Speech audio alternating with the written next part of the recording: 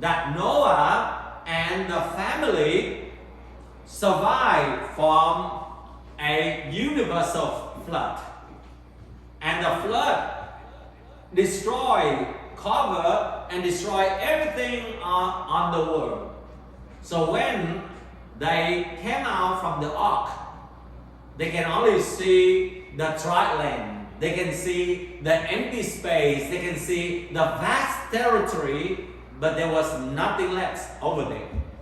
And at this moment, it was God who called Noah that you and your family come out of the ark. You and your wife and your son and their wives. And on that very day, Noah and his son Shem, Ham, Japheth, together with his wife and the wives of his 3 sons, enter the ark. You remember in chapter 7, the day that they was enter into the ark, 8 of them, together with all the living animals.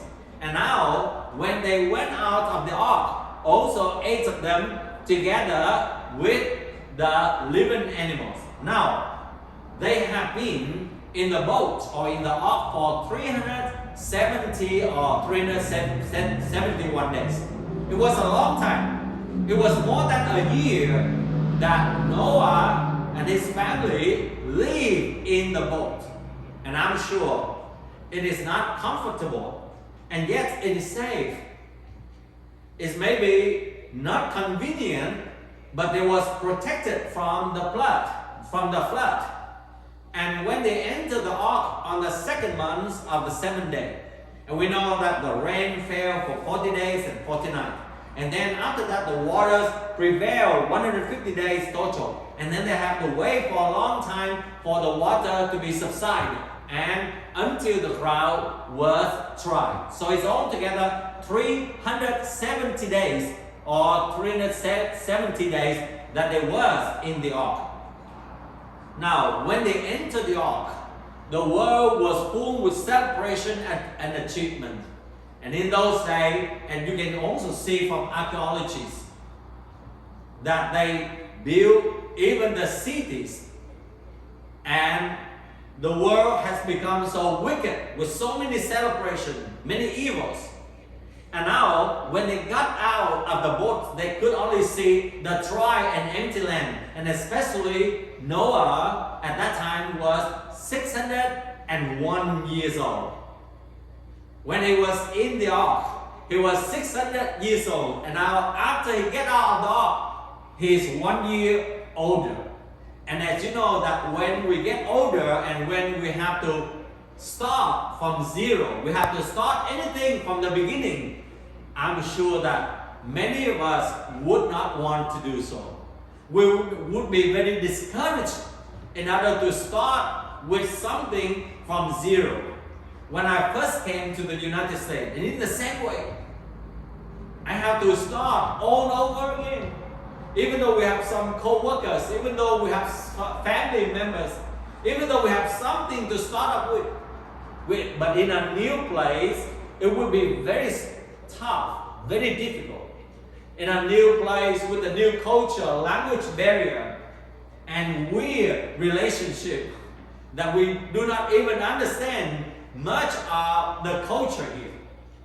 It would be very difficult to start. How much more for Noah and his family? When they look at the earth, it was empty.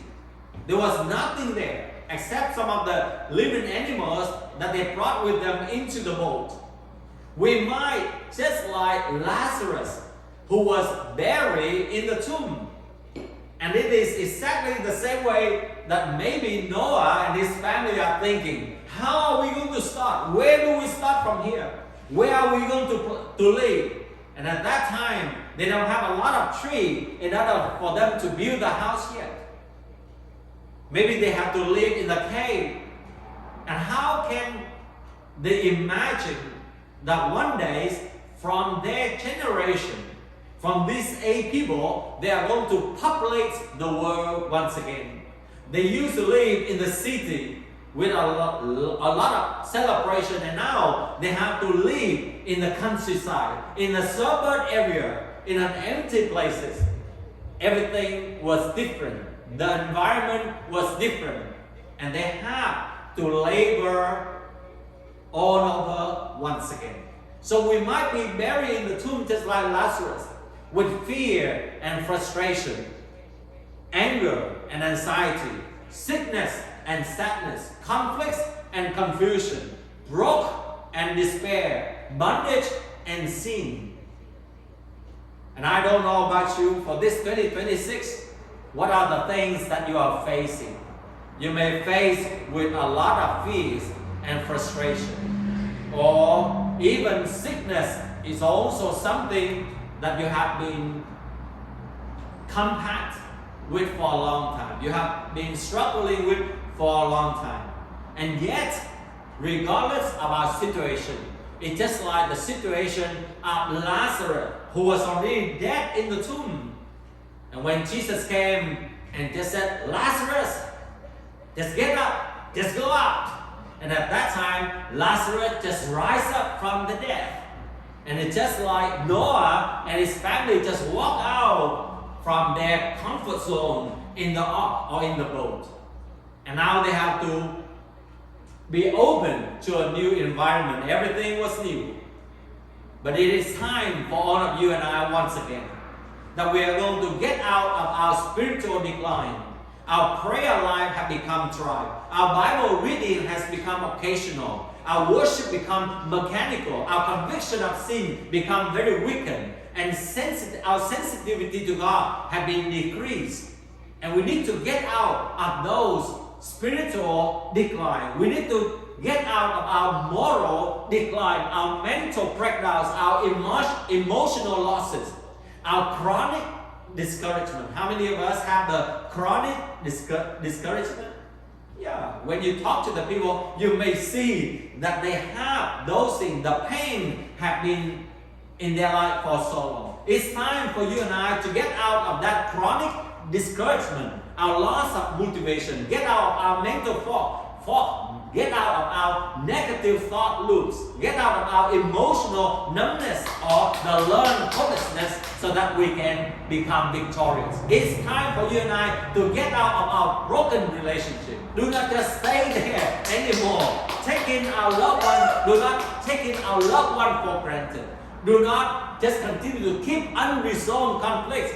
Do not let the communication breakdown continue to destroy our communication and relationship. Do not let isolation continue to kill us or torture us. Do not let bitterness to continue to grow violently in our life.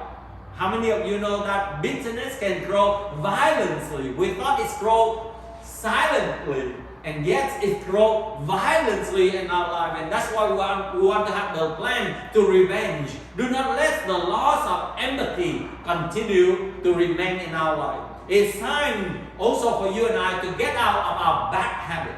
Maybe irregular sleep schedule, the poor time stewardship, endless scrolling, inconsistent routine, comfort addiction, starting strong and yet finishing weak. Let us pray that you and I can get out all of those situations, from the pain, from the anguish, from the broken relationship, from the failure of our life, from the poverty, and from the poor mentality, in order for us to rebuild and to revive, just like the word sing in Chinese.